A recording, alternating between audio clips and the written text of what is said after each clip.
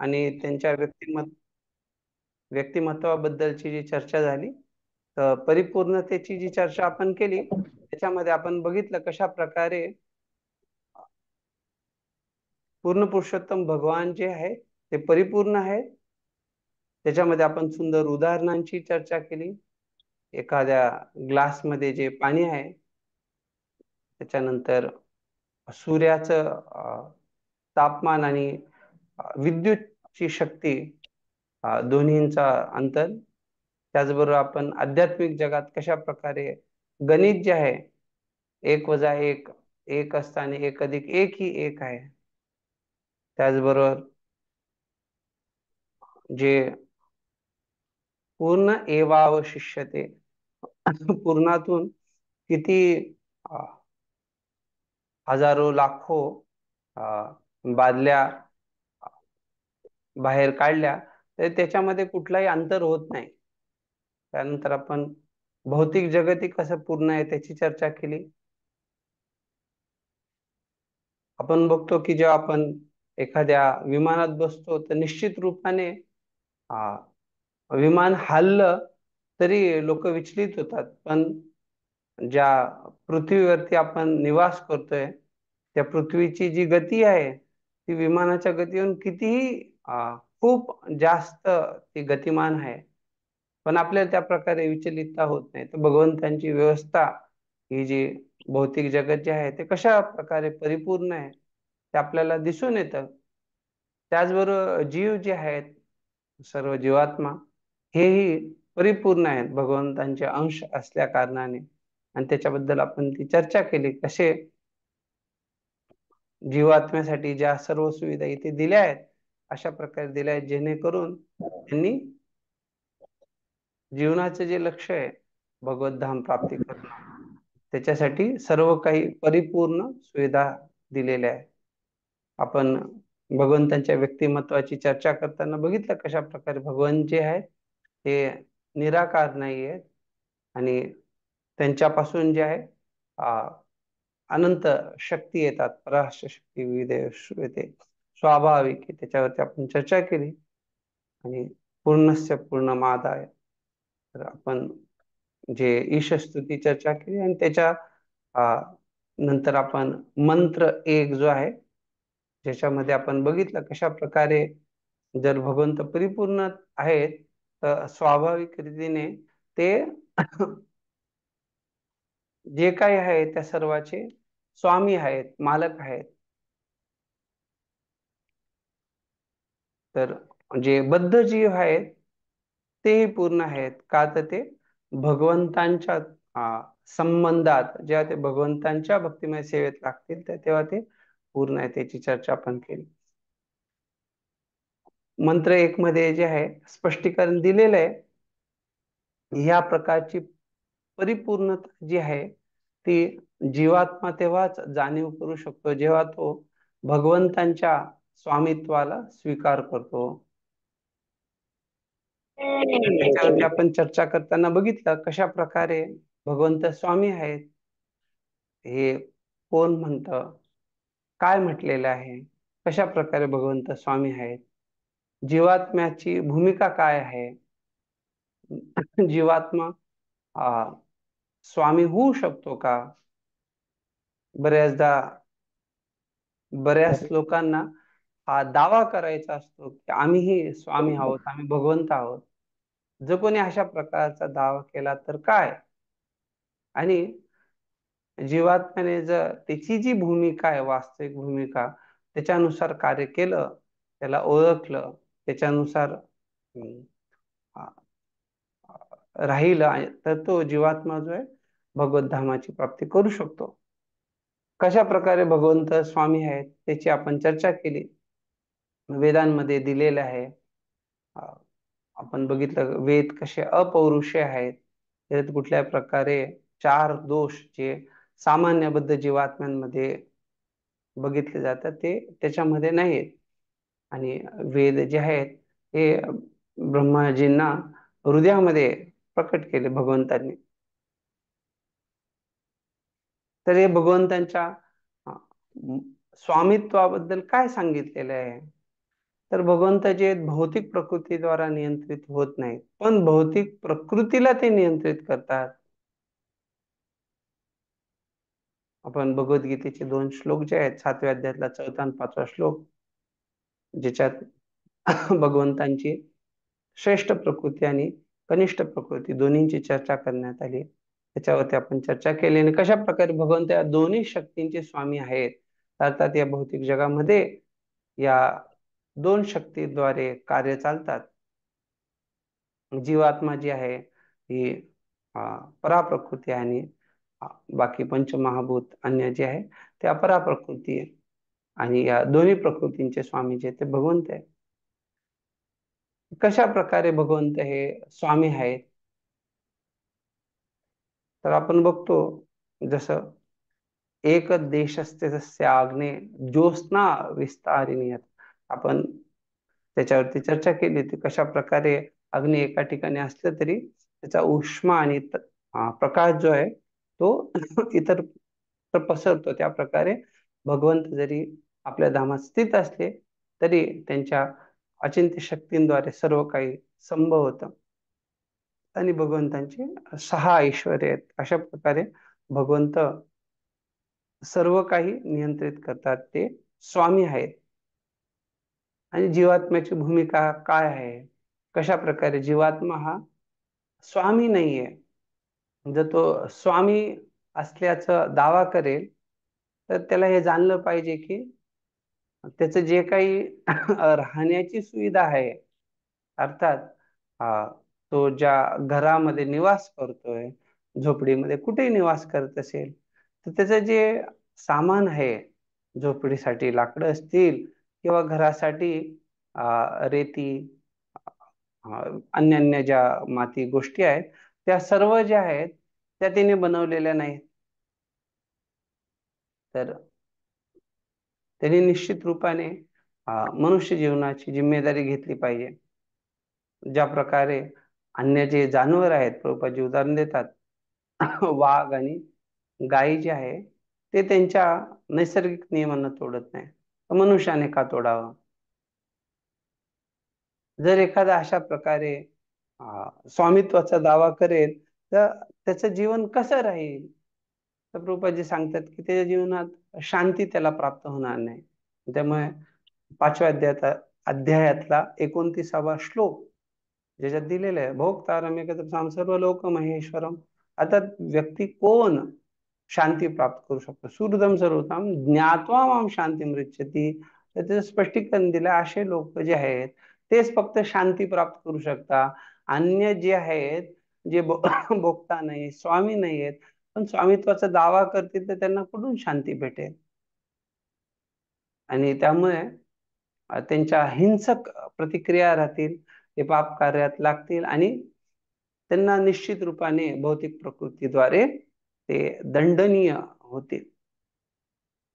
पण जेव्हा जीवात्मा स्वतःच्या वास्तविक भूमिकेनुसार जगतो, तर तो आपला संबंध काय आहे ह्या भौतिक जगामध्ये, भगवंतांशी काय संबंध आहे, तो पुनर्स्थापित कसा होऊ शकतो, तो जाणू शकतो. असं नाही की व्यक्तीला फक्त शाकाहारी राहायचंय, पण व्यक्तीला निश्चित रूपाने जे काही भोजन आहे ते भगवंतांना अर्पण केलं पाहिजे. आपण उदाहरण बघितलं, प्रभुपादजी कशा प्रकारे सांगता की जे माकड आणि हत्ती वेगवेगळे प्राणी शाकाहारी आहेत, तर त्यात काय विशेषता आहे?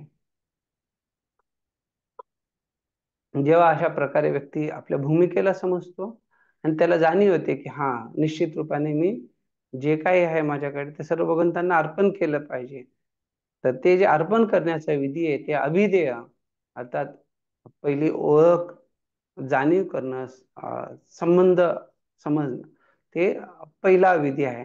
आणि जेव्हा ते जाणीव झाल्यावरती भगवंतांशी आदान प्रदान केलं जातं, तो दुसरा विधी, अर्थात जो अभिधेय, आदान प्रदान करणं. आणि आदान प्रदान करणं त्याच्यातच जसं भगवंत सांगतात 3ऱ्या अध्यायातल्या 13व्या श्लोकामध्ये, यज्ञशिष्ट आसनासंतो मुच्यन्ते सर्वकल्पेषु भुंजते ते तो घम पाप. तर व्यक्तीला जे आहे स्वतःसाठी नाही पण भगवंतांना अर्पण केलं पाहिजे.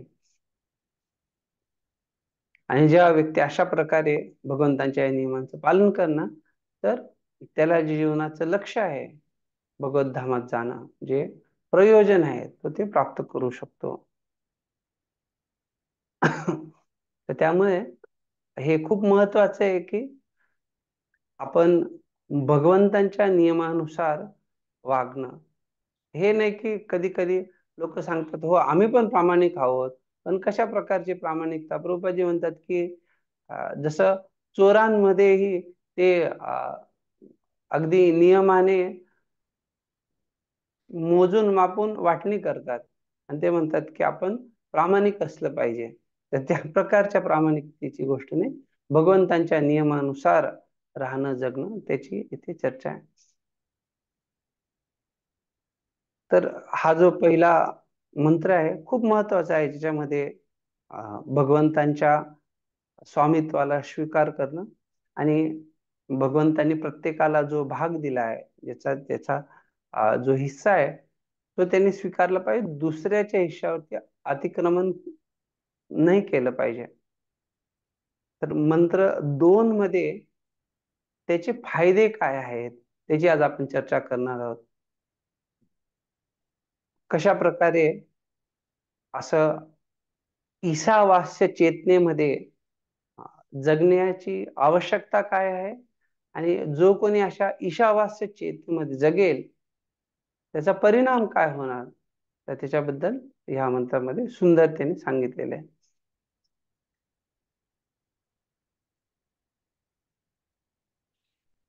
कुर्वन्नेवेह कर्माणि जिजीविषेत् शतं समः एवं त्वयि नान्यथेतोऽस्ति न कर्म लिप्यते नरे.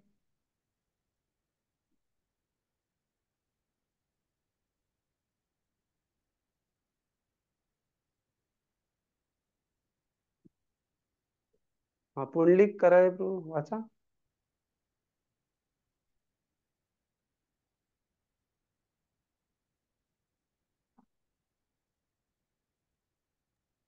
हरे कृष्णा प्रभुजी, वाचू मी? वाचा वाचा. भाषांतर. जर मनुष्य अशा प्रकारे सतत कार्य करीत राहिला तर त्याने शेकडो वर्ष जगण्याची इच्छा केली तरी हरकत नाही, कारण अशा प्रकारचे कर्म त्याला बंधनामध्ये अडकवू शकत नाहीत. अन्यथा इतर कोणताही पर्याय नाही. तात्पर्य वाचायचं का? नाही ना? नाही ना. तरी ते खूप सुंदर सांगण्यात आलंय. रेषा कोणी मारल्या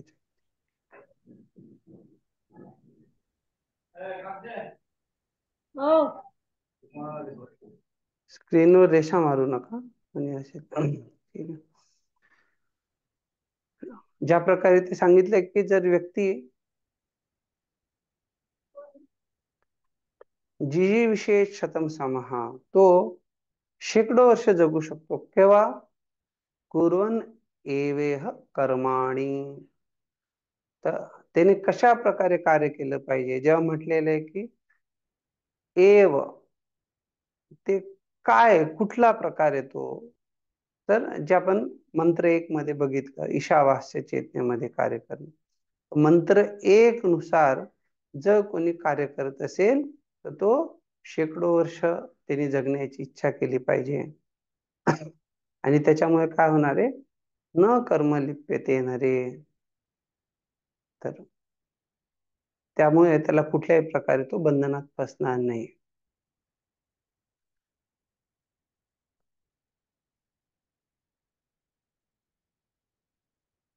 शास्त्रांमध्ये जे आहे या गोष्टीवरती भर दिला जातो की आपण कार्य कसं केलं पाहिजे, कुठल्या कार्याने आपल्याला बंधन प्राप्त होईल आणि कुठल्या कार्याने आपण मोक्ष प्राप्त करू शकतो किंवा आपण बंधनापासून मुक्त राहू शकतो. जेव्हा म्हटलं जातं यज्ञार्थात कर्मणोन्यत्र लोकोयम कर्म बंधनः, अर्थात जेव्हा व्यक्ती यज्ञासाठी, विष्णूंसाठी, भगवंतांप्रित्यर्थ जेव्हा कार्य करतो तर तिथे कुठल्याही प्रकारचं कर्मबंधन प्राप्त होत नाही. पण तेच व्यक्ती जेव्हा काही स्वार्थ हेतूने कार्य करतो, तर तिथे तो कर्मबंधनात फसतो. तर इथे ईशावास्य चेतना याची जी चर्चा केली जाते, की कशा प्रकारे व्यक्तीने भगवत भावना भावित होऊन भगवत चेतनेत कार्य केलं पाहिजे, त्याच्याने त्याला बंधन प्राप्त होणार नाही. आणि त्यामुळे तो अं, कमी काळ जगो की जास्त काळ जगो, तो बंधनात अडकत नाहीये. त्यामुळे तिथे अं, जगण्याचा कालावधी किती आहे ती समस्या नाही. पण इथे जेव्हा म्हटलंय की अशा व्यक्तीने शेकडो वर्ष जगण्याची इच्छा केली पाहिजे. का तर एक तर तो जे काही कार्य करतोय ते भगवंतांच्या प्रसन्नतेसाठी करतोय, आणि आध्यात्मिक जीवन हे शाश्वत जीवन आहे. त्यामुळे तो शाश्वत रीतीने भगवंतांच्या सेवेत कार्यरत राहू शकतो. दुसरीकडे आपण बघू शकतो, जर एखादा व्यक्ती कमी काळ जगत असेल आणि तरी त्याने त्याच प्रकारे कार्य केलं तरी फायद्याचं आहे. अर्थात ते कमी जगणं असो की जास्त जगणं असो. म्हणजे जास्त जगण्याचा मुद्दा इथे दिलाय. त्याच्यात एक आहे की त्या व्यक्तीसाठी स्वतः लाभदायक आहे ते, आणि ते दुसऱ्यांना आदर्श स्थापन करण्यासाठी, समाजासाठी, बाकी जनतेला एक उदाहरण स्थापित करण्यासाठी ते खूप महत्वाचं आहे. तर त्यामुळे इथे सांगण्यात आलंय की अशा व्यक्तीने शेकडो वर्ष जगण्याची इच्छा केली पाहिजे. आता ह्या श्लोकाची चर्चा करताना आपण बघू शकतो कशा प्रकारे इथे जे आहे प्रभुपादजी तात्पर्यामध्ये स्पष्टता देतात सुरुवातीला. पूर्ण हा जो तात्पर्य प्रभुपादजी एक मृत तत्वापासून अमृत तत्वाकडे, अर्थात असतोमा सद्गमय, तर त्याच्याबद्दल इथे भर दिला गेलाय. आणि सुरुवातीला इथे चर्चा येते कशा प्रकारे कर्मबंधन जे आहे त्याच्यामुळे व्यक्ती मृत्यूला प्राप्त होतो किंवा मृत तत्वाला बंधनात अडकतो. त्याच्यानंतर प्रभुपादजी कर्म काय आहे, अकर्म काय, विकर्म काय याची चर्चा करतात. पुढे प्रभुपादजी वेदांच्या माध्यमाने व्यक्ती कसा अकर्माला प्राप्त करतो किंवा अकर्म मध्ये अकर्मानुसार जगतो, तर त्याची चर्चा करतात. तर प्रभुपादजींना इथे जरी वेगवेगळे वाद असले तरी त्या वादांमध्ये आपण जर भगवंतांना आणलं, जरी ते वाद अर्थात ते वेगवेगळ्या प्रकारची इंद्रिय तृप्ती आहे, तर कशा प्रकारे आपण त्यामध्येही भगवंतांना आणलं पाहिजे याच्यावरती प्रभुपादजी चर्चा करतात.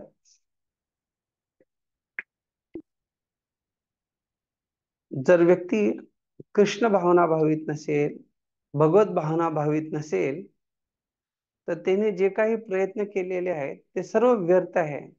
त्यामुळे व्यक्तीने त्याची जे काही धारणा आहे त्याच्यात भगवंतांना समाविष्ट केलं पाहिजे.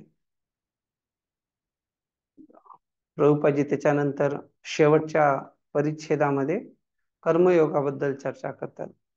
तर अशा प्रकारे प्रभुपादजीने तात्पर्यामध्ये जे आहे अगदी पद्धतशीररित्या सुरुवातीपासून स्पष्टता दिली आहे की कशा प्रकारे जे कर्मबंधनामुळे व्यक्ती बंधन मृत तत्वाला प्राप्त होतो किंवा बंधनात फसून राहतो.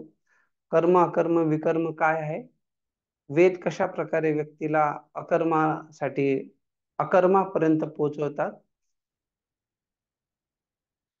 व्यक्तीला आपल्या इंद्रियतृप्तीच्या जीवनामध्येही भगवंतांना कसं आणलं पाहिजे. आणि मग प्रभुपादजी जर व्यक्ती कृष्ण भावना भावित नसेल तर त्याचे प्रयत्न कशा प्रकारे सर्व व्यर्थ आहेत. त्यामुळे भगवंतांना आणणं खूप महत्वाचे आहे. आणि शेवटी कर्मयोग याच्यावरती प्रभुपादजी भर देतात. आपण जे आहे आता एक एक तात्पर्याची परिच्छेदांची चर्चा करू आणि पुढे जाऊ.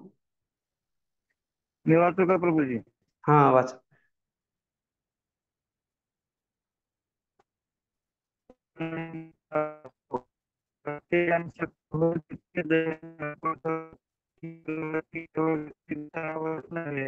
तर सामाजिक सामुदायिक आणि राष्ट्रीय सुद्धा दिसणे सर्व मध्ये हरे कृष्ण, आवाज येतोय का बाकी भक्तांना? आवाज नाही येत, आवाज नाही येत ब्रेक प्रभू. होते प्रभूजी आवाज. येत दुसरे नाही भक्त ज्यांच्या इथे इंटरनेट चांगले ते वाचू शकता. मी वाचू का प्रभूजी? हा, वाचा. हरे कृष्ण. तात्पर्य: कोणालाही मृत्यू नको असतो. प्रत्येक जण शक्य होईल तितके जगण्याची धडपड करतो.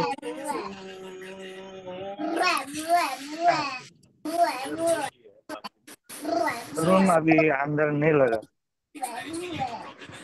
आगे है फुटबॉल है, उधर लगा दीजिए, हरे 2 दिन कृष्ण. इधर नहीं रहे. हरे कृष्ण.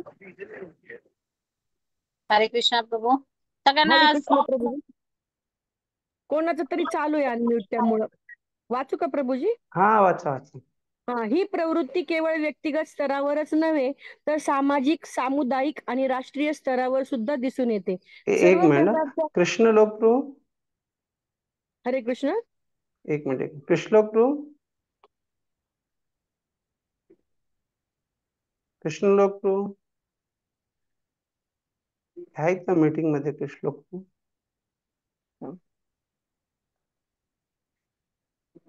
जरा वेळ पड, एक मिनिट. कृष्ण लोकप्रू. हरे कृष्ण, आवाज येतोय? हा प्रभुजी, मला को होस्ट बनवा.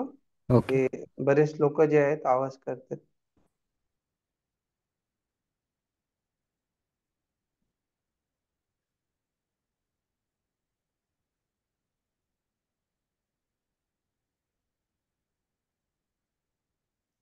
ठीक आहे. येस प्रभू. ही हा, प्रवृत्ती मात्र वाचा. ही प्रवृत्ती केवळ व्यक्तिगत स्तरावरच नव्हे तर सामाजिक, सामुदायिक आणि राष्ट्रीय स्तरावर सुद्धा दिसून येते. सर्व प्रकारच्या जीवांमध्ये जगण्याकरिता कठीण संघर्ष चालू असतो आणि वेदांप्रमाणे हे अगदी स्वाभाविक आहे. जीवात्मा स्वभावतः अमर आहे, परंतु भौतिक अस्तित्वातील बंधनांमुळे त्याला पुन्हा पुन्हा शरीर बदलावे लागते. या प्रक्रियेला पुनर्जन्म किंवा कर्मबंधन असे म्हणतात. जीवात्म्याला उपजीविकेकरता कर्म करावे लागते, कारण भौतिक प्रकृतीचा तसा नियम आहे. जर त्याने आपले कर्तव्य केले नाही तर तो प्रकृतीच्या नियमांचे उल्लंघन करतो आणि स्वतःला अनेक योनीतील जन्म मृत्यूच्या चक्राला अधिकाधिक बांधून घेतो. पुरे का कृष्ण? तर आपण बघू शकतो प्रभुपादजी ते सुरुवात करतानाही सांगताय कोणालाही मृत्यू नको असतो. तर ही जी आहे स्वाभाविक प्रवृत्ती आहे. तर आपणापैकी कोणी सांगू शकतं का की अशा प्रकारची प्रवृत्ती जी आहे की मृत्यू नको आहे, ती कशामुळे आपल्यामध्ये?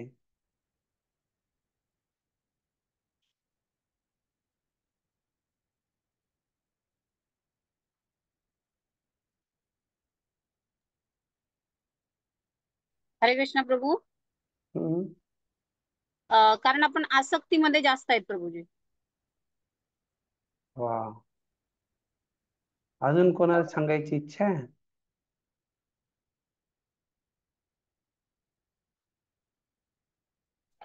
इंद्रिय तृप्ती. हरे कृष्णा. जीवात्मा स्वभावताच अमर असतो, त्यामुळे त्याला मरण्याची इच्छा नसते. हा, तर छान उत्तर दिलं आहे की जीवात्मा जो आहे, आत्म्याचा स्वभावच जो आहे तो सत आनंद, अर्थात तो शाश्वत आहे. त्यामुळे स्वाभाविक रीतीने ते शाश्वत जगण्याची जी इच्छा आहे ती विद्यमान असते.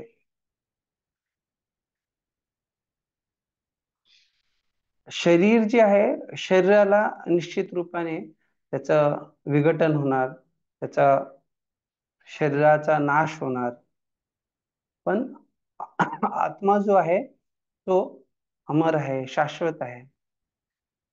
त्यामुळे दोन्हींमध्ये जे आहे आपण बघू शकतो की हे इनकम्पॅटिबिलिटी किंवा त्याच्यामध्ये जे आहे त्या प्रकारचा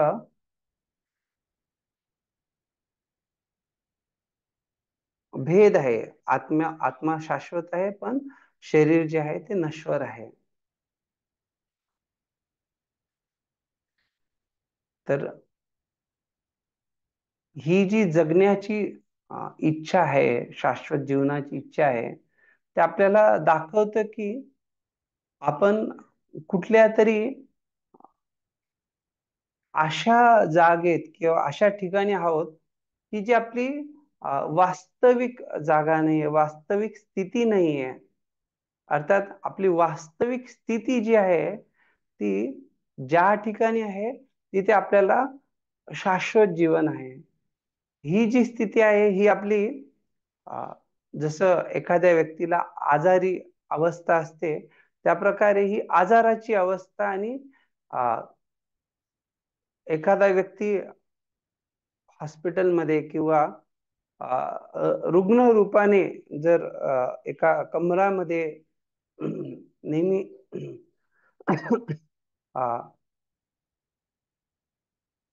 पलंगावरती पडून राहिला तर ही आपणाला स्वाभाविक स्थिती वाटत नाही. त्याची जी स्वास्थ्यपूर्ण अवस्था आहे त्याच्यात तो उठू शकतो, चालू शकतो, इतरांना भेटू शकतो, बाहेरच्या आ, आ, बगीच्यामध्ये जाऊ शकतो, वेगवेगळ्या वातावरणात तो फिरू शकतो. का तर त्याची ती स्वास्थ्यपूर्ण स्थिती आहे. पण जेव्हा व्यक्ती आजारीच्या अवस्थेत आहे तर त्या आजारामुळे जे आहे तो त्याला काही बंधनं प्राप्त झालेली आहेत. त्यामुळे आपण निश्चित रूपाने शाश्वत जीवन जगण्याची इच्छा करतो. आपली इच्छा असते की आपण जास्त जगावं, आपले परिवारचे सदस्य जास्त जगावे, आपल्या समाजाची लोक जास्त जगावे.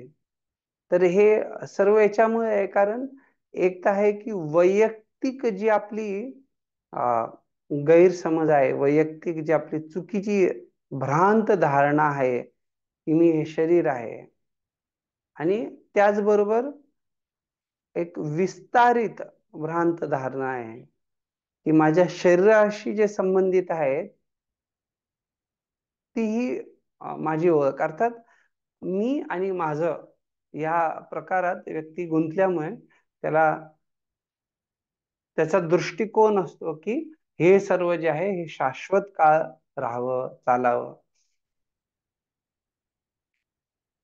भगवंत निश्चित रूपाने सांगतात कशा प्रकारे, नियतम कुरु कर्मत्वम कर्म जायो ह्य कर्मणः शरीर यात्रा पिचते न प्रसिद्धेत अकर्मणः. अर्थात शरीर यात्रा किंवा शरीराची जी कार्य आहे ती पण चालणार नाही जर व्यक्ती कुठलं कार्य नसेल करत. अकर्मणः अर्थात प्रत्येकाला कार्य करणं गरजेचं आहे. तर त्यामुळे शास्त्रानुसार जे विहित कर्तव्य आहे ते व्यक्तीने केलं पाहिजे. निष्क्रिय राहायच्या तुलनेत ते अधिक श्रेयस्कर आहे. जर व्यक्ती निष्क्रिय राहिला तर तो स्वतःच्या शरीराची देखभाल किंवा शरीरालाही सांभाळू शकणार नाही. तर प्रत्येकाला कार्य करणं गरजेचं आहे. पण कशा प्रकारे कार्य केलं पाहिजे? अशा प्रकारे कार्य केलं गेलं पाहिजे की ज्या कार्यामुळे आपण बंधनात फसणार नाही.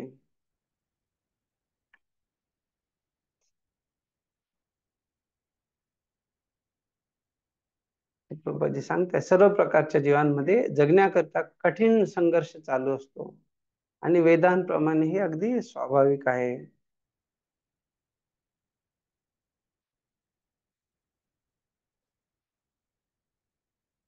इथे जे दिलेले आहे भौतिक अस्तित्वातील बंधनामुळे त्याला पुन्हा पुन्हा शरीर बदलावे लागते. या प्रक्रियेला पुनर्जन्म किंवा कर्मबंधन असे म्हणतात. ते भौतिक अस्तित्वातली बंधनं काय आहेत, कोणी सांगू शकता का?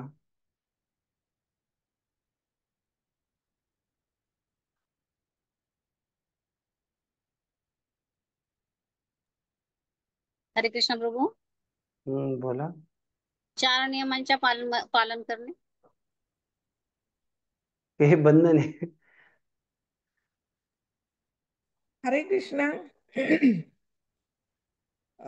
इंद्रिय तृप्ती. हरे कृष्ण आता पुढे हा बोला प्रिय. भौतिक सॉरी पुन्हा शरीर बदलावे लागते हे एक बंधन आहे. तर विशेष रूपाने इथे जेव्हा म्हटलंय की भौतिक अस्तित्वातली बंधनं, तर माताजी जसे एक माताजी बोलल्या की 4 नियम, हे जे 4 नियम आपण म्हणतोय की 4 नियमांचं पालन करणं, त्याच्यामुळे व्यक्ती सात्विकतेला प्राप्त होतो. पण भौतिक अस्तित्वातली ही जी बंधने जी आहेत, ही व्यक्ती जेव्हा 3 गुणांच्या अ, अ, जे काही प्रभाव आहेत त्या प्रभावांमध्ये फसलेला असतो, तोपर्यंत तो भौतिक अस्तित्वात अटकून राहतो.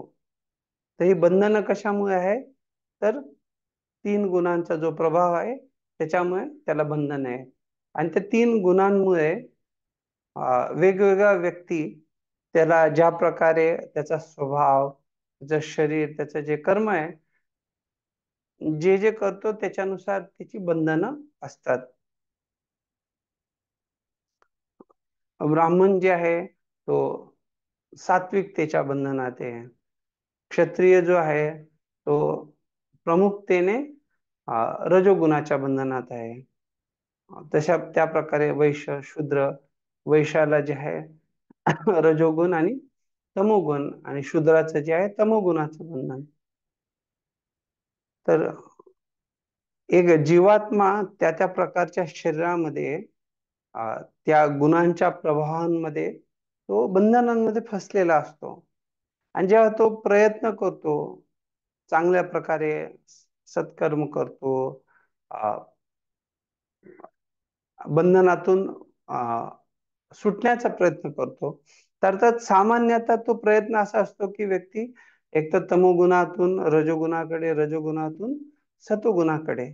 पण सतोगुणामध्येही ते बंधनच आहे जर व्यक्ती भौतिक अस्तित्वामध्ये पडून राहत असेल तर. त्यामुळे व्यक्तीला त्रिगुणातीत होणं, अर्थात या गुणांच्या बंधनातून बाहेर निघणं गरजेचं आहे.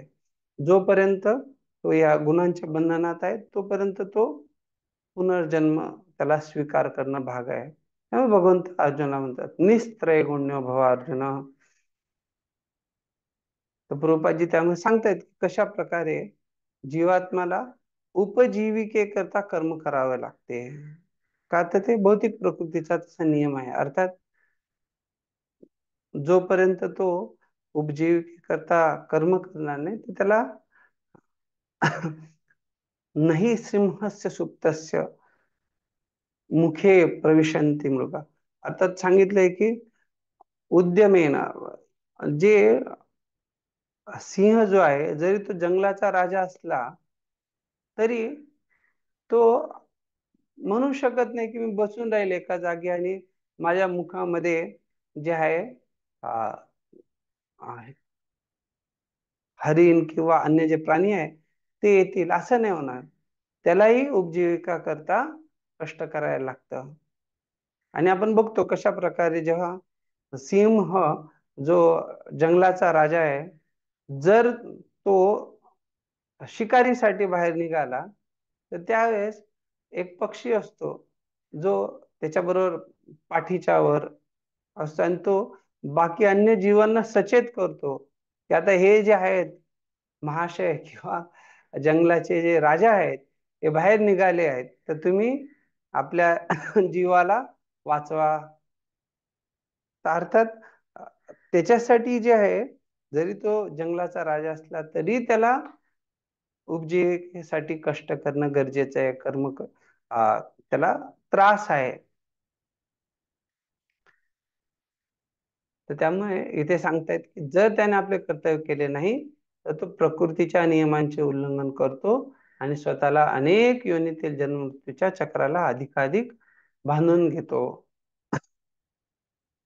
आता मुद्दा हा आहे की मनुष्यासाठी तर सांगितलं अशा प्रकारे, तर का जनावरांसाठी त्यांनाही अशा प्रकारे समस्या असतात का? चांगलं कर्म, वाईट कर्म वगैरे अशा प्रकारे. तर बघितलं जातं की ह्या मनुष्य जीवनात व्यक्तीला हे नियम आहेत. शास्त्रांचं पालन करणं गरजेचं आहे. पण जनावरांसाठी हे नियम नाही सांगितलेले. जसं आपण बघतो की शासनाचे काही नियम असतात. आपण रस्त्याने जाताना बघतो की अ, दिवे लागले, सिग्नल लागलेला आहे. तर जेव्हा ते लाल बत्ती असेल किंवा पिवळा असेल तर व्यक्ती जाणतो की आता आपल्याला थांबणं गरजेचं आहे. का तर पिवळ्यानंतर लाल लगेच येणार आहे. पण जर हिरवी बत्ती असेल तर तो पुढे जाऊ शकतो. का तर आता जाण्यासाठी अनुमती आहे. पण जर रस्त्याने एखादं जनावर चाललंय त्यांच्यासाठी तो नियम असतो का? तर ते जनावरांसाठी नियम नाहीयेत. जरी अ, रस्त्यावरती ह्या प्रकारे बाकी अन्य लोक थांबलेत, काही आहे, पण ते जनावरांना नियम नाहीये. त्याच प्रकारे हे शास्त्राचे नियम जे आहेत, हे मनुष्यासाठी आहेत. कशा प्रकारे मनुष्याने त्याचं पालन करून आपल्या जीवनाची परिपूर्णता गाठली पाहिजे, त्यासाठी नियम दिलेले आहेत.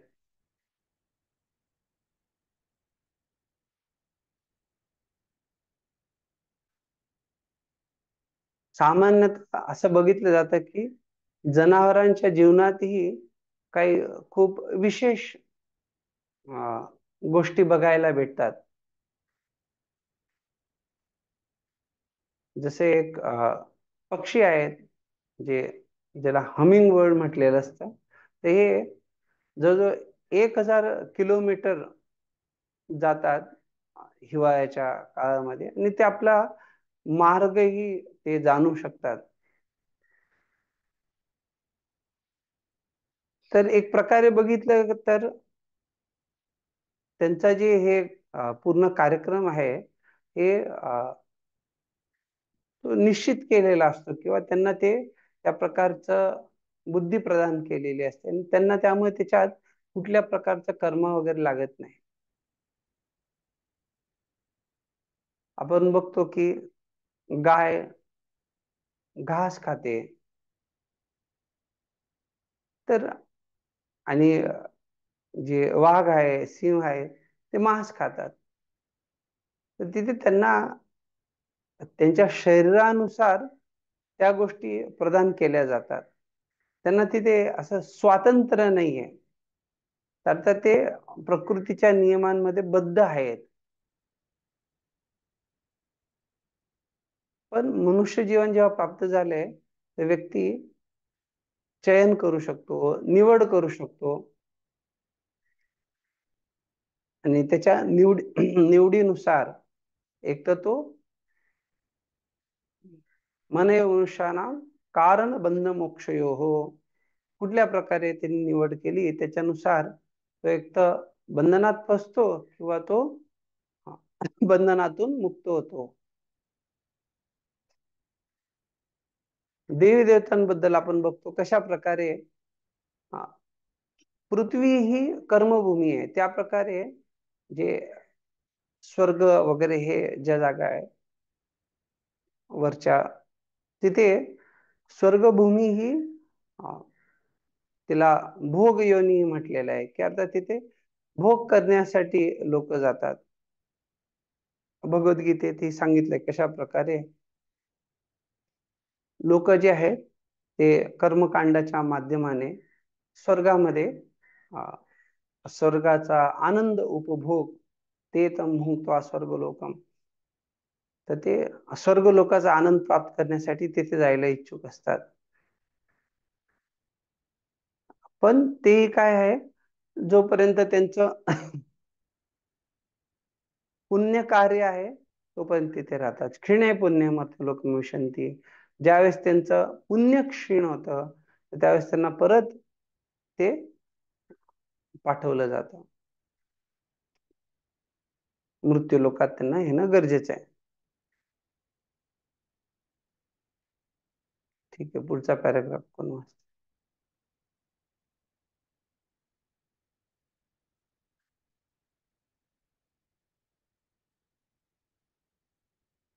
रुपये 50 लाख रुपये. सात्विक मुरारी वाचा.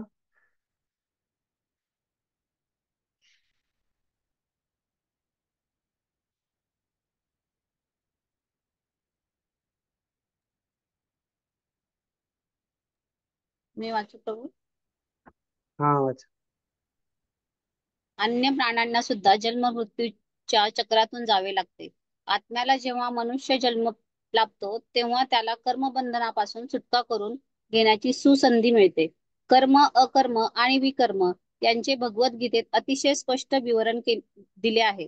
विहित कर्तव्यानुसार व शास्त्रीय विधीप्रमाणे केलेल्या कार्याला कर्म म्हणतात. जन्म मृत्यूच्या चक्रातून मुक्त करणाऱ्या कार्याला अकर्म म्हणतात. आपल्या स्वातंत्र्याचा दुरुपयोग करून केलेल्या कार्याला, ज्यामुळे अधम योनीत जन्म घ्यावा लागतो, अशा कार्याला विकर्म म्हणतात. बुद्धिमान व्यक्ती वरील तिन्ही कर्मापैकी जन्म मृत्यूच्या चक्रातून मुक्त करणारे कर्म पसंत करतात. साधारण लोक इही लोकात किंवा स्वर्ग लोकात प्रतिष्ठेसाठी अथवा उच्चस्तरीय जीवन जगण्यासाठी पुण्यकर्मे करतात. परंतु त्यांच्याहून बुद्धिमान लोक पूर्णपणे कर्मफलापासून मुक्त होऊ पाहतात. पाप तसेच पुण्य दोन्हीही समान रूपात भौतिक क्लेशांना बांधतात. त्याची निश्चिती असल्यामुळे ते पाप पुण्याच्या फलापासून मुक्त करणाऱ्या कार्याच्या शोधात असतात. या मुक्ती प्रदात्या कार्याचे वर्णन श्री ईशो उपनिषदात सापडते. श्री ईशो उपनिषदात याच्या एवढेच बस प्रभू. हे तुमचं भगवद्गीतेचं अध्ययन झालंय का? हा झाले ना प्रभू. तर तुम्ही हे भगवद्गीते त्याच्याबद्दल स्पष्टतेने शिकले आहात कशा प्रकारे कर्म काय आहे, अकर्म काय आणि विकर्म काय आहे. तर प्रभुपादजी ते सांगतायत की अन्य प्राणीही ते जन्ममृत्यूच्या चक्रातून जात आहेत, पण मनुष्य जीवन त्या प्रकारचं एक जंक्शन आहे किंवा स्टेशन आहे जिथून तो ठरवू शकतो की त्याला अशा प्रकारे या चक्रात फसून राहायचंय की या चक्रातून त्याला मुक्त व्हायचंय. तर तुम्ही हे जे भगवद्गीतेत शिकले आहात कर्म, अकर्म आणि विकर्म, तर या अकर्मचा अर्थ काय आहे? कारण आपण जसं बघितलं की त्या श्लोकात हे दिलेले न प्रसिद्धेत अकर्मणः शरीर यात्रा पिचते. अर्थात जर व्यक्ती निष्क्रिय राहिला तर तो त्याच्या शरीराचाही सांभाळ करू शकत नाही. हे अकर्मचा नक्की अर्थ काय होतो, कोण सांगू शकेल?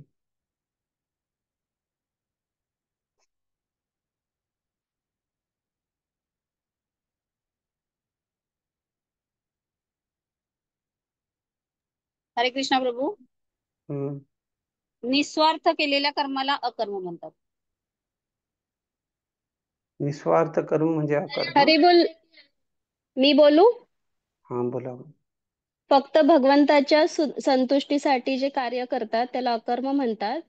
आणि कितीही वर्ष मनुष्य जगला तरी त्याला कर्मबंध लागत नाही. अकर्म. तर आपल्याला इथे ही स्पष्टता असली पाहिजे की कुठल्या संदर्भात शब्दाचा वापर केलेला आहे त्याच्यानुसार तो अर्थ लावला जातो. अर्थात जसं मी सांगितलं की ज्या भगवंत श्लोकात जे सांगतायत शरीर यात्रा पिचते न प्रसिद्धेत अकर्मणः, तर तिथे अकर्म अर्थात व्यक्ती जे आहे निष्क्रिय आहे तिथे त्याला अकर्म म्हटलेलं आहे. पण इथे जेव्हा अकर्म म्हटलं जातंय तर हे अकर्म अर्थात अशा प्रकारचं कार्य ज्याची कुठली प्रतिक्रिया लागत नाही, ज्याला प्रतिक्रिया भेटत नाही. कर्म जे आहे सकाम कर्म आहे, विकर्म जे आहे हे शास्त्राच्या विरुद्ध केलेलं कार्य आहे. हे शास्त्रानुसार हे शास्त्राच्या विरुद्ध आहे. तर त्याच्यानुसार त्याच्या प्रतिक्रिया आहेत. चांगली प्रतिक्रिया, वाईट प्रतिक्रिया. पण जिथे चांगलीही प्रतिक्रिया नाही आणि वाईटही प्रतिक्रिया नाही आहे, अर्थात ज्याला कुठल्या प्रकारची प्रतिक्रिया नाही आहे, त्या प्रकारच्या कर्माला इथे अकर्म म्हटलेलं आहे. आणि त्यामुळे ते व्यक्तीला मुक्त करतं.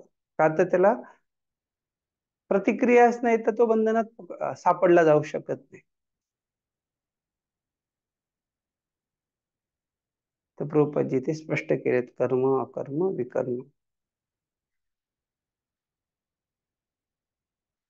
तर इथे जे म्हटलेलं आहे की बुद्धिमान व्यक्ती जे आहेत ते तिन्हींपैकी अकर्म पसंत करतात.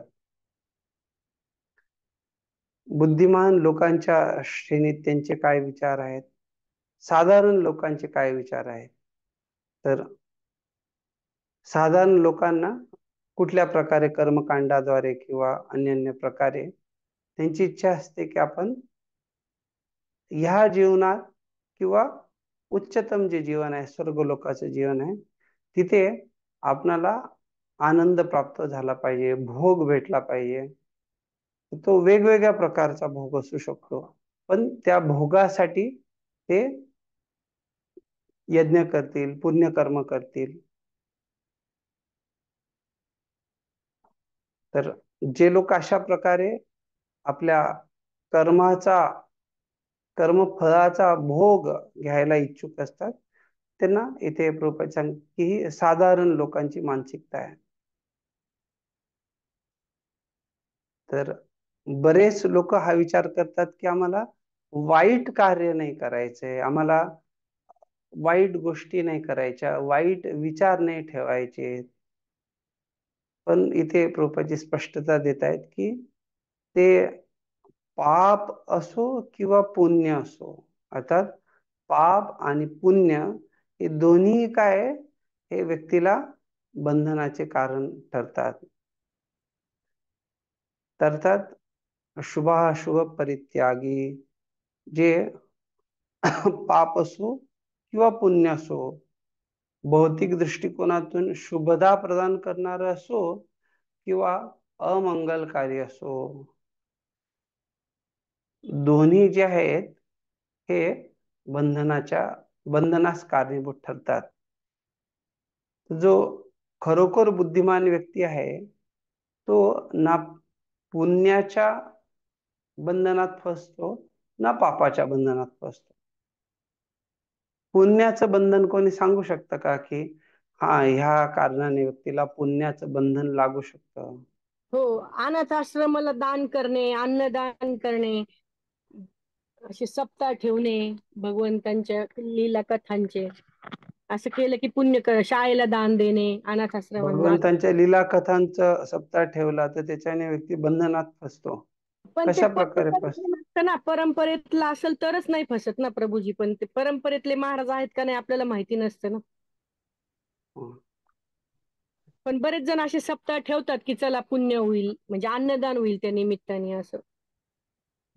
तर इथे हे महत्वाचं समजणं की व्यक्ती जे कार्य करतोय कार्याने त्याचं लक्ष काय आहे. त्याचं जर लक्ष भगवंतांना प्रसन्न करणं, भक्तांना प्रसन्न करणं आहे तर निश्चित रूपाने ते अकर्म आहे. पण जेव्हा ते लक्ष पुण्यप्राप्तीचं आहे तर तो त्या पुण्यप्राप्तीमुळे, अर्थात त्याने कोणाला शरीराच्या ज्या गरजा आहेत त्या पुरवण्यासाठी अन्न वस्त्र निवारा किंवा बाकी अन्य काही, कोणी औषध देत असेल, कोणी काय काय वेगवेगळ्या प्रकारे मदत करत असेल, तर या सगळ्या ज्या वेगवेगळ्या प्रकारच्या मदती आहेत, ह्या प्रकारची जी पुण्य कार्य आहेत त्याच्याने व्यक्ती जो आहे बंधनात फसतो. हा, शास्त्रामध्ये त्याचं गुणगान त्याने ऐकलेलं असू शकतं की कशा प्रकारे जर एखाद्या ब्राह्मणाला, सुयोग्य ब्राह्मणाला, पात्र ब्राह्मणाला मदत केली त्याचं किती पटीने त्याला लाभ प्राप्त होणार. मग त्याच्यात वेगवेगळे प्रकार आहेत. तो कुठल्या प्रकारच्या कुठल्या श्रेणीचा ब्राह्मण वगैरे वगैरे. आणि ज्या श्रेणीचा व्यक्ती त्याच्यानुसार त्याला तसा विशेष लाभ प्राप्त होणार. कमीत कमी त्यांनी जेवढं दिलंय तेवढं तरी त्याला पुढच्या जन्मात परत भेटणार आहे. तर जे परत भेटणार त्याच्यासाठी त्याला पुन्हा जन्म घेणं गरजेचं आहे. अर्थात तो बंधनात फसूनच राहतो.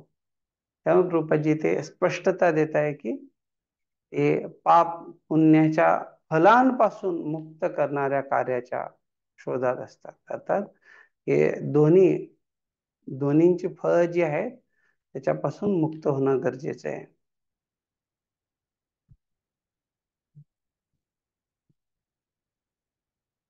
हा, पुढे वाचा. वाचू का गुरुजी? हम्म. श्री ईशोपनिषदातील आदेशांचे भगवद्गीता किंवा गीता उपनिषदात अधिक विस्तृत वर्णन केले आहे. भगवद्गीतेला गीतोपनिषदाला सर्व उपनिषदांचे सारही म्हटले आहे. भगवद्गीतेत 3.9 ते 16 पुरुषोत्तम भगवान म्हणतात की वैदिक शास्त्रात नेमून दिलेले विहित कर्मे केल्याशिवाय नैष्कर्म्य किंवा अकर्माचे अवस्था प्राप्त होणार नाही. ही शास्त्रे मानवी कार्यक्षमतेला अशा प्रकारे नियमित करू शकतात की त्यामुळे त्याला भगवंतांच्या अधिकाराचा अनुभव येऊ लागतो. जेव्हा एखाद्याला भगवान श्रीकृष्ण किंवा वासुदेवांच्या अधिकाराचा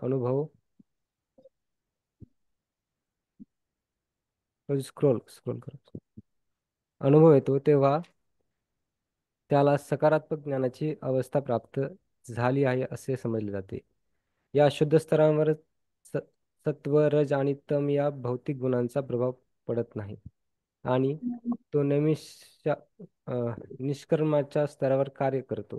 अशा प्रकारचे कार्य जन्म मृत्यूच्या चक्राला बाध्य करून ठेवित नाही. इथे आपण बघू शकतो प्रभुपादजी स्पष्टता देत आहेत कशा प्रकारे जे शीर्षोपनिषदचे आदेश आहे त्याचं विस्तृत विवरण भगवद्गीतेत आहे. आणि प्रभुपादजी भगवद्गीतेचं गुणगान करतात, सांगतात कशा प्रकारे सर्व उपनिषदांचा सार आहे. 3ऱ्या अध्यायातले 9 ते 16 जे श्लोक आहे त्याच्यामध्ये कशा प्रकारे भगवंत सांगतायत की वैदिक शास्त्रात नेमून दिलेली विविध कर्मे केल्याशिवाय नैष्कर्म किंवा अकर्माची अवस्था प्राप्त होणार नाही. ते 3ऱ्या अध्यायातले 9 ते 16 जे श्लोक आहेत त्याचा आपण बघू एक मिनिट.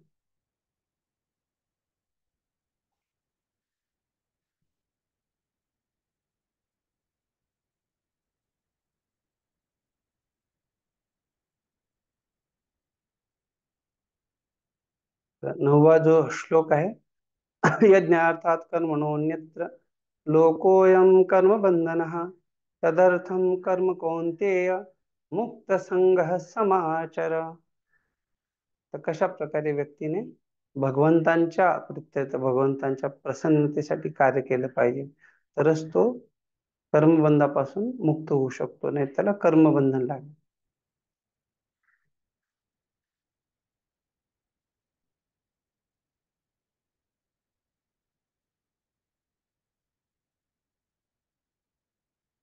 जे तैत्तिरीय संहिता आहे त्याच्यात 1.7.4 मध्ये सांगितलंय यज्ञ वै विष्णू. अर्थात यज्ञ म्हणजेच विष्णू. नाहीतर कधी कधी लोक हा प्रश्न उठवतात, सांगतात की अरे इथे सांगितलंय यज्ञार्थात कर्मणोऽन्यत्र आणि तुम्ही सांगतायत की हे विष्णूंच्या प्रसन्नतेसाठी केलं पाहिजे. तर हे असं का लिहिलेलं आहे? जे लोक जाणत नाही, ज्यांना शास्त्र माहीत नसतात ते अशा प्रकारचे प्रश्न करतात. पण ज्यांना शास्त्र माहीत असतात किंवा जे बुद्धिमान आहेत त्यांना अशा प्रकारचे प्रश्न येत नाही. त्यामुळे आपण स्वतःच्याही स्पष्टीकरणासाठी आपल्याला हे माहीत पाहिजे की शास्त्रांच्या आधारावर प्रभुपादजींनी हे दिलेलं आहे. स यज्ञः प्रजा सृष्ट्वा पुरोवाच प्रजापति अनेन प्रसविष्यध्वम् एषोऽस्पृष्ट कामधुक्. कसं सृष्टीच्या सुरुवातीला भगवंतांनी जे आहे वेगवेगळ्या मनुष्याच्या देवी देवतांच्या ज्या पिढी आहेत त्यांना यज्ञासमवेत पाठवलं आणि आशीर्वाद दिला की तुम्ही ह्या प्रकारे यज्ञ करून प्रसन्न व्हा किंवा आनंदी जीवन जगू शकतात. का तर यज्ञ केल्यामुळे तुम्हाला जे काही जीवन जगण्याच्या गरजा आहेत ते सर्व तुम्हाला प्राप्त होईल आणि तुम्ही आनंदाने राहू शकता आणि याचं पालन केल्याने तुम्ही मुक्तीलाही प्राप्त करू शकता.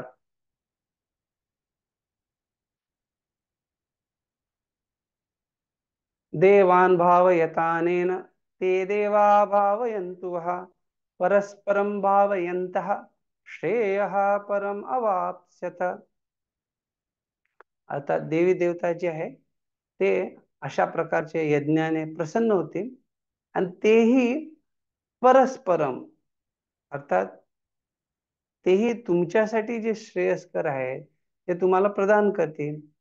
आणि अशा प्रकारचं मनुष्याचं आणि देवी देवतांमध्ये जे सहकार्य आहे त्याच्याने सर्वांसाठी जे आहे ती समृद्धी येईल. इष्टान भोगान हि वो देवा दास्यन्ते यज्ञ भावितः तैर्दत्तान प्रदायेभ्यो यो भुङ्क्तेस्तेन एव सः. पण जर कोणी अशा प्रकारे जी ही व्यवस्था आहे अर्थात देवी देवतांना वेगवेगळ्या जीवनाच्या गरजांचं दायित्व दिलेलं आहे, त्यांना अधिकारी बनवलं आहे, तर जर त्यांना संतुष्ट केलं तर ते ज्या गरजा आहेत त्या पुरवतील. पण जर कोणी अशा प्रकारच्या ज्या वस्तू प्राप्त झाल्यात त्या जर तो देवी देवतांना अर्पण करत नसेल तर असा व्यक्ती तेन एव सहा, अशा व्यक्तीला चोरच म्हटलं पाहिजे. तर प्रभुपादजींनी ते जे हे श्लोक दिलेले आहेत 9 ते 16 इथे आपण स्पष्टतेने बघू शकतो. भगवंतांनी जी यज्ञाची ही जी विधी दिलेली आहे त्याचं कसं पालन केलं पाहिजे आणि पुढे 3ऱ्या अध्यायातला हा जो 13वा श्लोक आहे त्याच्यात हे स्पष्टीकरण देतात की आपण जे काही अन्नही स्वीकार करतोय तेही यज्ञशिष्टाशिनः अर्थात यज्ञशिष्ट अर्थात आपण जसं उच्चिष्ट किंवा शेष राहिलेला आहे असं म्हणतो त्या प्रकारे यज्ञाचा जो यज्ञ केल्यानंतर जे राहिलेला भाग आहे तर तो व्यक्तीने स्वीकार केला पाहिजे. आशिनः त्याने दुसरं काही नाही घेतलं पाहिजे. का तर त्याच्यामुळे तो बंधनातून मुच्यन्ते सर्व किल्बिषे, बंधनातून तो मुक्त होतो. पुढे हे जे चक्र दिलेलं आहे कशा प्रकारे अन्नाद्वारे जीवन चालतं. सारे जीव जे आहेत ते अन्नामुळे त्यांचं पोषण होतं आणि अन्न कशामुळे संभव होतं तर पर्जन्यात अन्न संभव हा, जेव्हा वर्षा होते त्याच्याद्वारे अन्नाची किंवा धान्य जे आहे त्याची वाढ होते, निर्मिती होते. पण हे पर्जन्य कसं होतं तर यज्ञात भवति पर्जन्यो, यज्ञामुळे जे आहे हे पाऊस पडतो. आणि यज्ञ जे आहे यज्ञ कर्म समुद्भव हा, तो व्यक्तीचे जे विहित कर्म आहेत त्या कर्मानुसार त्या कर्तव्यानुसार जे आहे यज्ञ जे आहे ते केले गेले पाहिजे किंवा ते संभव होतात.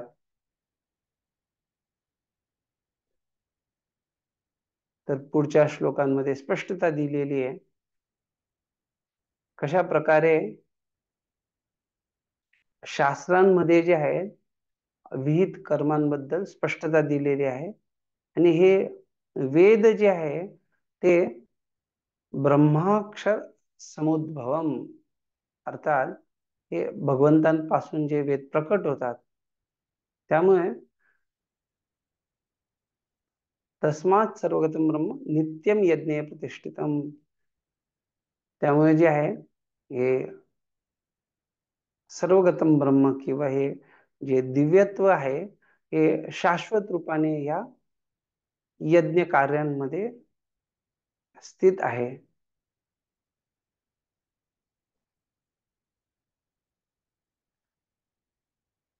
हा जो शेवटचा श्लोक रूपाजींनी इथे सांगितला आहे 16व्या श्लोकापर्यंत, तर याच्यात सांगितलंय की कशा प्रकारे एवं प्रवर्तितम चक्रम नानुवर्तयतीह यः, तर हे जे चक्र आहे याचं जो पालन करत नाही असा व्यक्ती निश्चित रूपाने त्याचं जीवन कसं आहे, अघायु इंद्रिया रामो मोघम पार्थस जीवती, अघ आयु आता त्याचं जीवन जे आहे अघ किंवा ते पापमय जीवन आहे त्याचं, आणि तो कसा जगतोय, मोघम पार्थस जीवती अर्थात असा व्यक्ती जो आहे तो व्यर्थच जगतोय. तर त्यामुळे हे जे शास्त्रानुसार हे जे चक्र स्थापित केलेलं आहे त्याचं व्यक्तीने पालन केलं पाहिजे. तर प्रभुपादजी इथे त्याच्याबद्दल सांगतायत, त्याच्याबद्दल संबोधित करून किंवा त्याचा संदर्भ देऊन इथे सांगतायत की याच्या विहित कर्मांचे व्यक्तीने पालन केलं पाहिजे. ही शास्त्रे मानवी कार्यक्षमतेला अशा प्रकारे नियमित करू शकतात की त्यामुळे त्याला भगवंतांच्या अधिकाराचा अनुभव येऊ लागतो. तर हे सर्व पालन करण्याचा उद्देश काय आहे की भगवंतांचं स्वामित्व जे आहे, भगवंतांचा जे भगवंत कशा प्रकारे सर्वोच्च नियंत्रक आहेत त्याची प्रचिती येऊ शकते व्यक्तीला जेव्हा तो अशा प्रकारे दिलेल्या नियमांचं पालन करतो.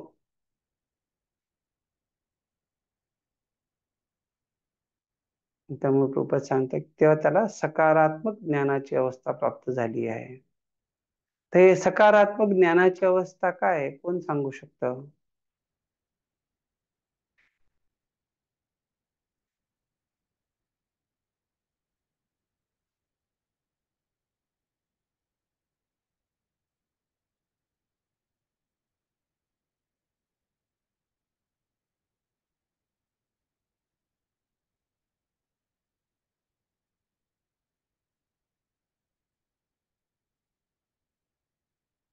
हरे कृष्ण.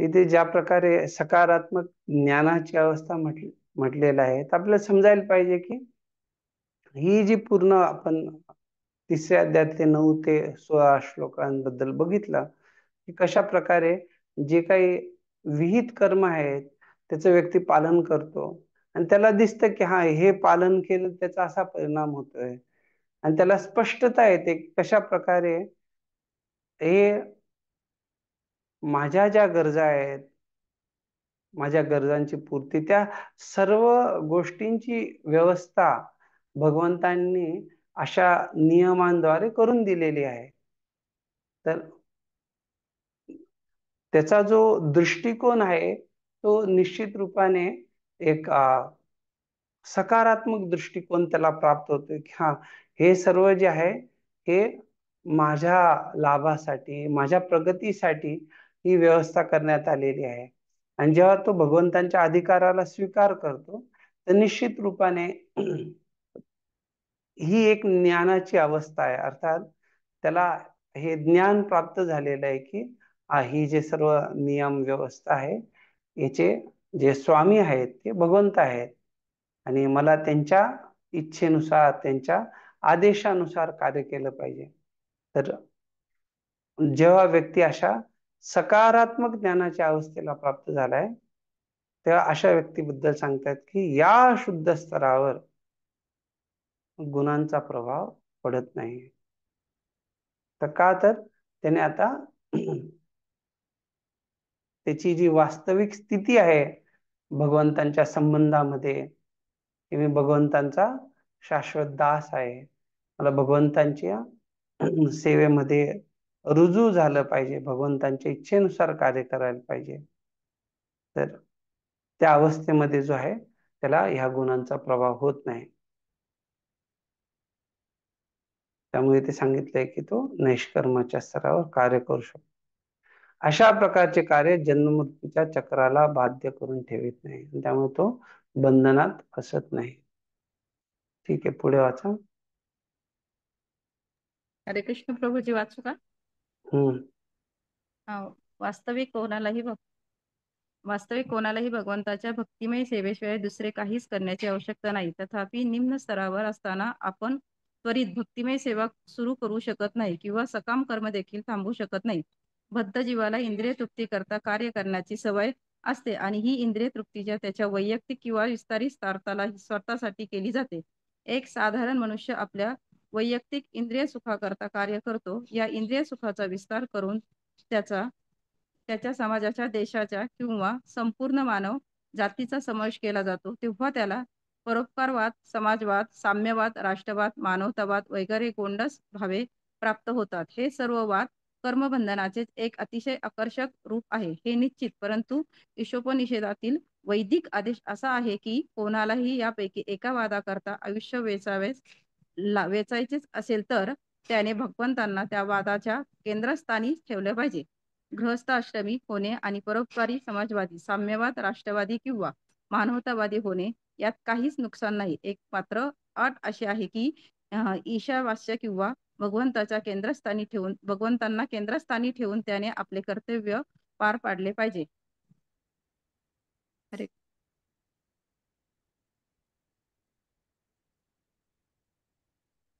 तर हे इथे जे आपण वाक्य वाचलेलं आहे, वास्तविक कोणालाही भगवंतांच्या भक्तिमय सेवेशिवाय दुसरे काहीच करण्याची आवश्यकता नाही. तर हे याचा पहिले जे आपण चर्चा केली त्याचा काही संबंध आहे का?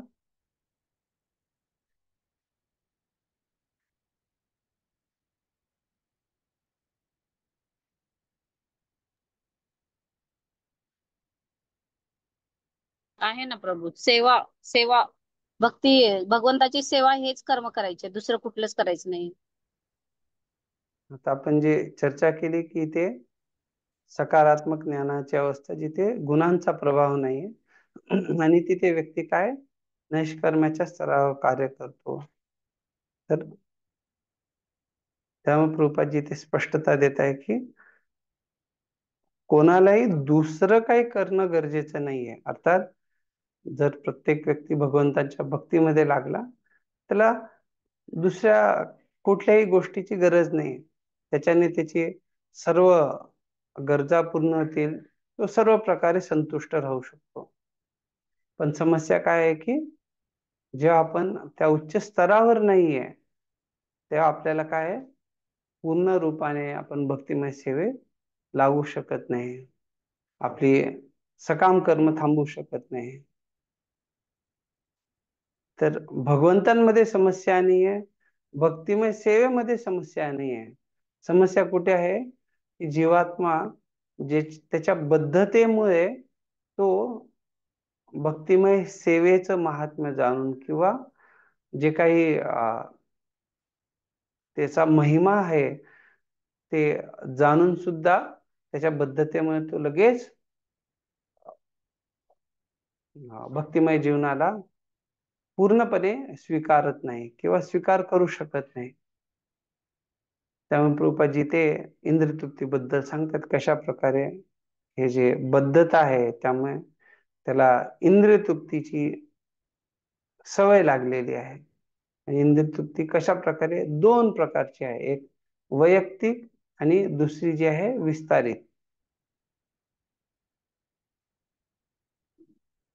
जो व्यक्ती खूपच संकुचित विचाराचा आहे किंवा जो खूपच स्वार्थाने प्रेरित आहे तो व्यक्ती वैयक्तिक इंद्रिय सुखाकरता कार्य करतो. पण जेव्हा त्याचा विस्तार होतो तर त्याला वेगवेगळी नावं येतात. तर ते प्रभुपादजी ते सांगतायत कशा प्रकारे ते वेगवेगळे गोंडस नाव त्याला प्राप्त होतात.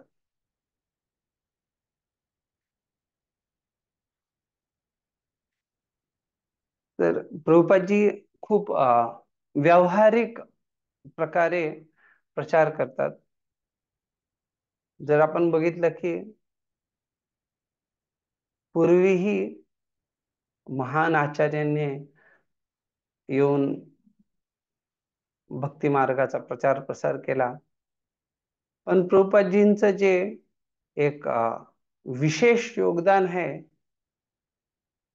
जे अगदी निम्नतम स्तराची लोक आहेत, जे त्यांची बद्धता इतकी वाईट आहे, जसं आपण बघतो हिप्पी लोक आहेत, त्यांनाही प्रभुपादजींनी सांगितलं की रसोहम अपसु कोणत्या अर्थात जे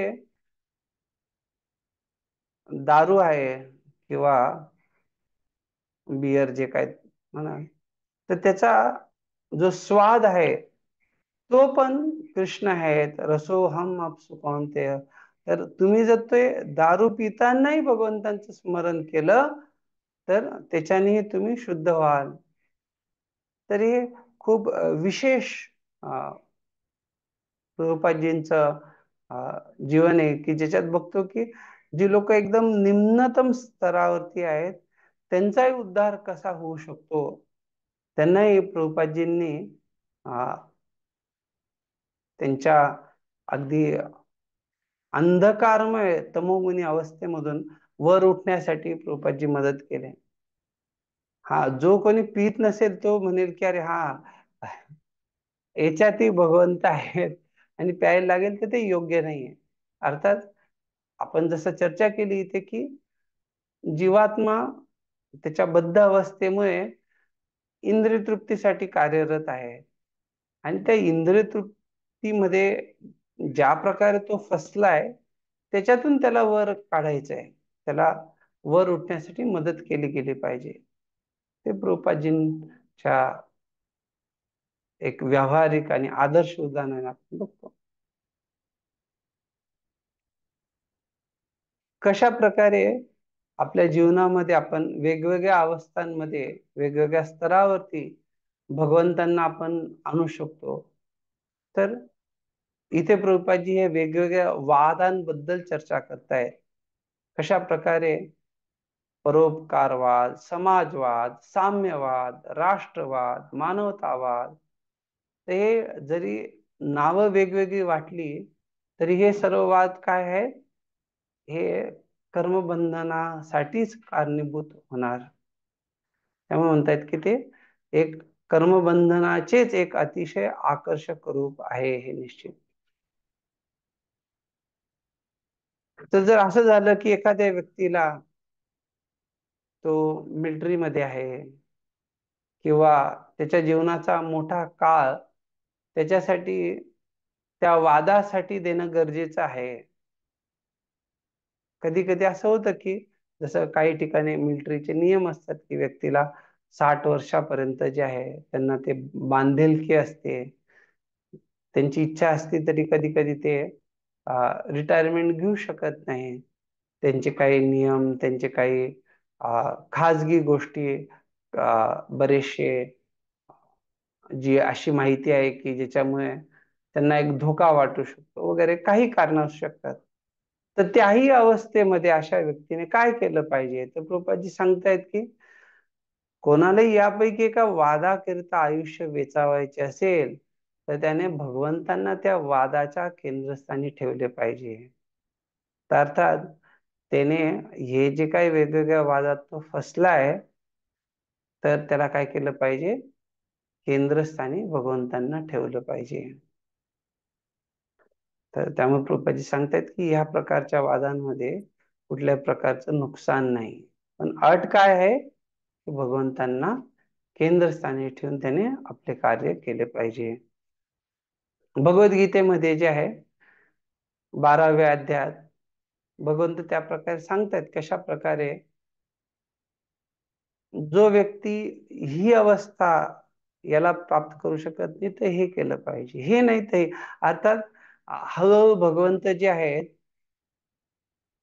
सर्वांना जे काही संभव आहे तेवढे मार्ग उपलब्ध करून देण्याचा प्रयत्न करतात. 12व्या अध्यायातल्या 8व्या श्लोकात ते सांगतात कशा प्रकारे तुम्ही जे आहे तुमचं मन माझ्यावरती एकाग्र करा, स्थिर करा. पण जर ते शक्य नसेल तर तुम्ही साधना भक्तीद्वारे जे आहे भगवंतांना प्राप्त करण्याची इच्छा करा. मग 10व्या श्लोकामध्ये सांगतात की अरे तुम्हाला हेही शक्य नसेल तर तुम्ही माझ्यासाठी पूर्णतः कार्य करा किंवा जेवढं शक्य आहे तेवढं कार्य करा. अर्थात पूर्णतः जे कोणी वेळ देत असेल ते ब्रह्मचारी संन्यासी असू शकतात किंवा जे कोणी काही काळ वेळ देत असतील ते गृहस्थ भक्त आपलं बाकी अन्य जॉब कामधंदा सगळं करून ते या कार्यामध्ये लागू शकतात.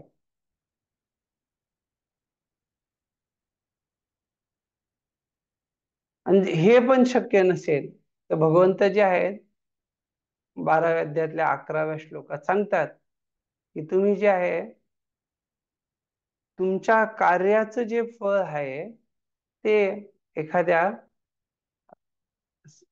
चांगल्या कारणासाठी त्याचा वापर करा. तर अर्थात त्याच्यामुळे व्यक्तीमध्ये जे आहे विरक्ती येईल, कारण तो निस्वार्थ भावनेने दुसऱ्यांच्या सेवेमध्ये लागतोय.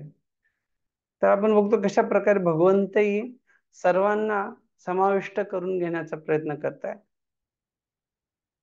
तर अशा प्रकारची जी चांगली कार्य आहेत त्याच्यात आपण बघतो दान धर्म करणं, समाजसेवा करणं. तर प्रगत समाजामध्ये हे स्वाभाविक रीतीने बघितलं जातं की त्या लोकांमध्ये अशा प्रकारे दयाभाव असतो, दुसऱ्यांना मदत करण्याची इच्छा असते. शास्त्रांमध्ये याची उदाहरणं येतात. क्रांतीदेव आहेत, शिवी महाराज आहेत. सामान्यतः आदर्श राज्यांमध्ये जे राजे असायचे तर त्यांना त्यांची प्रजेची जी ते काळजी घ्यायचे ते एक त्यांच्या पुत्राप्रमाणे ते त्यांच्या प्रजेची काळजी करत असत. तर वैदिक सभ्यता जी आहे ही समाजसेवेच्या विरोधात नाहीये, पण ती समाजसेवेचा केंद्र जो आहे ते भगवंत असले पाहिजे. भक्तिसिद्धांत सरस्वती ठाकूर जे आहेत ते आपल्या गृहस्थ भक्तांना ताडण करायचे. जर ते भिकारी जेव्हा भिक्षा मागण्यास येत असत ते जर त्यांना काही दिले नाही तर ते ताडण करायचे. का तरी मानसिकता जी आहे की आम्ही भगवंतांना देऊ, पण जेव्हा भगवंतांना द्यायची वेळ येते तर तेव्हा लोक भगवंतांच्या सेवेतही पैसा देत नाही, तिथे ते कंजूसी करतात. आणि असं बघितलं जातं त्यामुळे की जे प्रगत लोक असतात ते जसा विचार आला मनात की आपल्याला काही दान केलं पाहिजे तर ते लगेच करून टाकतात. का तर नंतर वेळ गेली आणि विचार बदलला तर त्या प्रकारे आदर्श लोकांमध्ये बघितलं जातं. प्रगत लोकांमध्ये जे सभ्य लोक आहेत तर ते निश्चित रूपाने दुसऱ्यांसाठी जगतात. तर हे दोन्ही दृष्टिकोन महत्वाचे की एकतर दुसऱ्यांची सेवा करणं, मदत करणं, पण जर असं असेल की भगवंतांच्या सेवेचं काही आहे, भगवंतांच्या सेवेसाठी काही धनराशी एकत्र केली गेली आहे. आणि जो कोणी ते दुसऱ्या समाज कार्यासाठी वापरण्याचा प्रयत्न करत असेल किंवा काही नैसर्गिक आपदा वगैरे असेल तिथे, तर त्याच्यासाठी ही भक्ती सिद्धांत सरस्वती ठाकूर जे आहेत ते अगदी अचल होते. ते बिलकुल त्या वेगळ्या कार्यांसाठी देत नसत. तर हे महत्वाचं आहे की कशा प्रकारे आध्यात्मिक जीवन जे आहे निश्चित रूपाने खूप महत्वाचं आहे. पण त्याच्याबरोबर जे आहे व्यक्तीने आपल्या वर्णाश्रम धर्मानुसार आपापली कार्यही केली पाहिजे.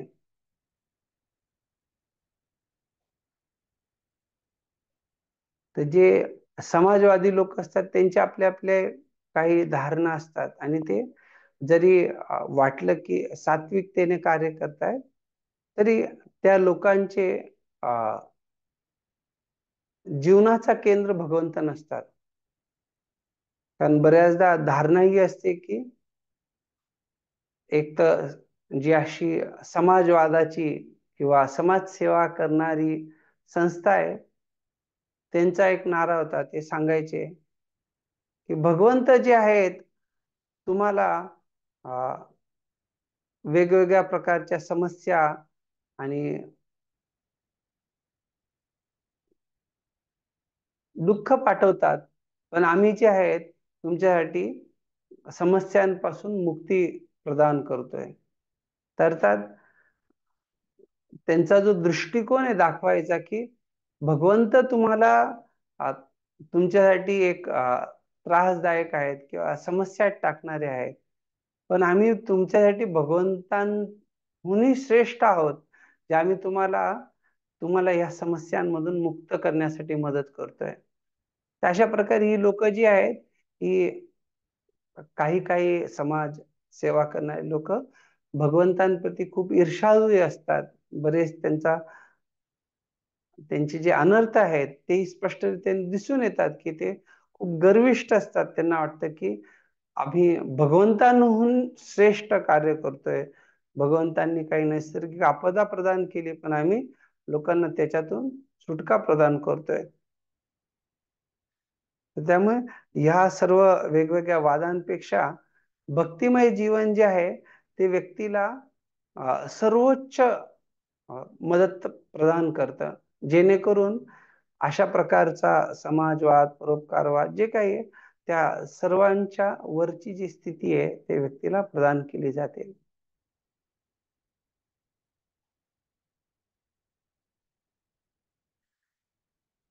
भक्ती रसामृत सिंधू मध्ये सांगण्यात आलंय कशा प्रकारे अन्याभिलाषिता शून्यम.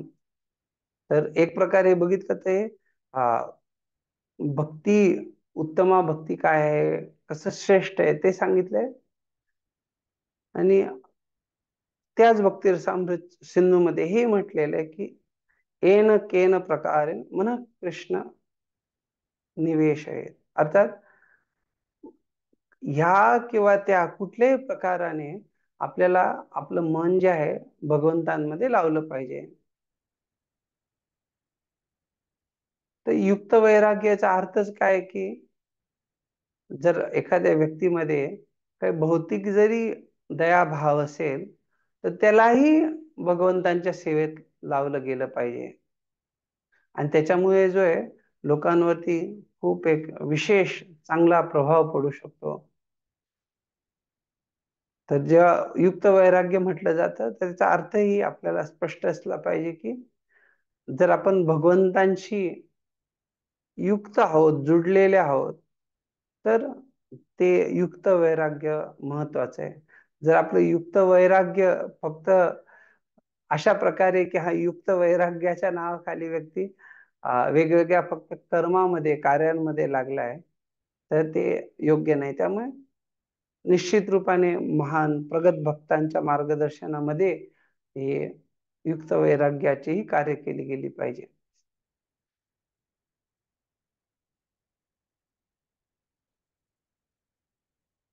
तर इथे प्रभुपादजींनी खूप सुंदर रीतीने आपल्याला सांगितलं की सार जो आहे तो भगवंतांना केंद्रस्थानी ठेवून आपली कर्तव्य पार पाडली पाहिजे. कोणाला काही प्रश्न असतील ते विचारू शकतात. पुढच्या सत्रामध्ये आपले जे 3 परिच्छेद आहेत त्याची चर्चा करू मंत्र 2 ची.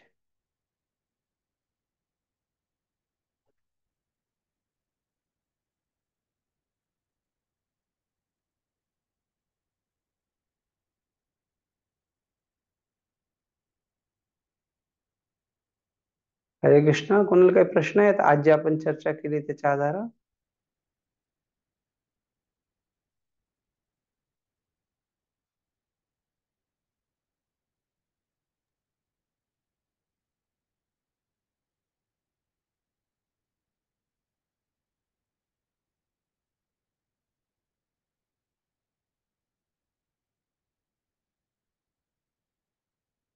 ठीक आहे. कोणाला काही प्रश्न नाही असं दिसतंय.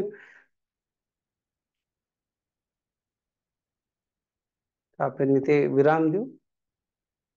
श्री उपनिषद की जय. श्रील प्रभुपाद की जय. वंशाकल्पतरुभ्यश्च कृपा सिंधुभ्यैव च पतितानां पावनेभ्यो वैष्णवेभ्यो नमो नमः. अनंत कोटि वैष्णव वृंद की जय. श्रील प्रभुपाद की जय. निताय गौर प्रेमानंदे. हरि हरि बोल. हरे कृष्ण प्रभु. दंडवत प्रणाम. दंडवत प्रणाम. खूप खूप हरे धन्यवाद. कृष्ण हरे प्रभुजी, कृष्ण. दंडवत प्रणाम.